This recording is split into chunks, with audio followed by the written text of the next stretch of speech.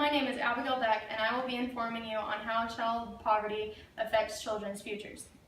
Imagine you are a child in the United States, living in poverty. Imagine waking up every day not knowing whether or not you'll have breakfast.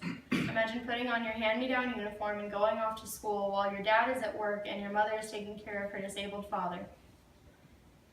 You and your siblings all leave for school, but you all wish that you could be home helping your family or out working for money to then give to your family. You could be in this situation your whole life. This is the fate of 15 million children in the United States.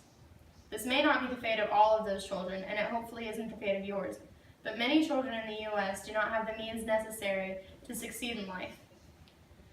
And we must be informed so that we may be educated and be able to decide what we should do to end child poverty. I have done research on this topic for 1 week and have accumulated accredited and relevant sources. I'd like to begin with describing poverty and its basic information. Secondly, I will inform you of its effects.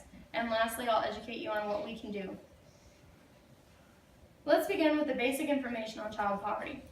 Merriam-Webster's dictionary defines poverty as the state of one who lacks a usual or socially acceptable amount of money or material possessions. And the National Center for Children in Poverty states that about 15 million United States children, that's 21% of all children in U.S. families, lives with incomes below the federal poverty threshold, which is $28,000 for a family of 4. These children are not in poverty by chance, but by factors like parental education, employment, race, and other factors associated with children experiencing economic insecurity.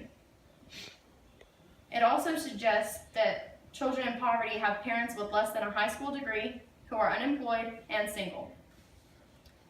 The effects of child poverty on children's futures include their education, health, teen pregnancy, and substance abuse. I will begin with education.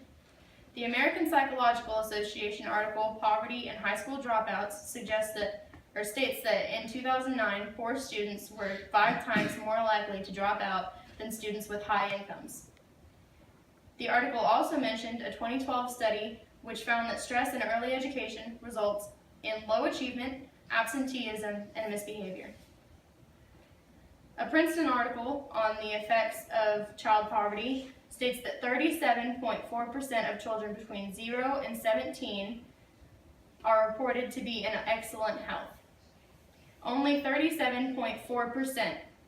The article also says that children who are living in impoverished conditions are 4 times more likely to experience lead poisoning.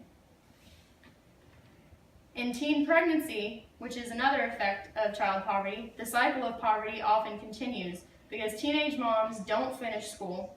They drop out, they live in poverty, they depend on welfare, and are in poor health, and then their children are prone to illness, cognitive disadvantages, dropping out, and becoming teen parents. Poverty and Substance Abuse by alcoholrehab.com claims that poor, unemployed people with insecure housing are substance abusers and early school leavers. But what can we do? The Children's Defense Fund's page on ending child poverty suggests we must ensure all parents and caregivers the resources necessary to support and nurture their children with livable wages, affordable high-quality child care, and safety nets for nutrition and housing, while ensuring every child has high-quality education and learning development, comprehensive health care, and quality K-12 education. Some arguments against this would be that taxes would be increased to accumulate all of the money necessary to implement these various programs.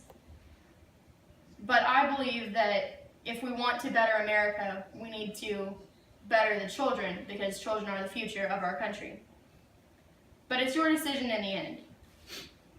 In conclusion, child poverty is a major concern and should be because it affects so many United States kids.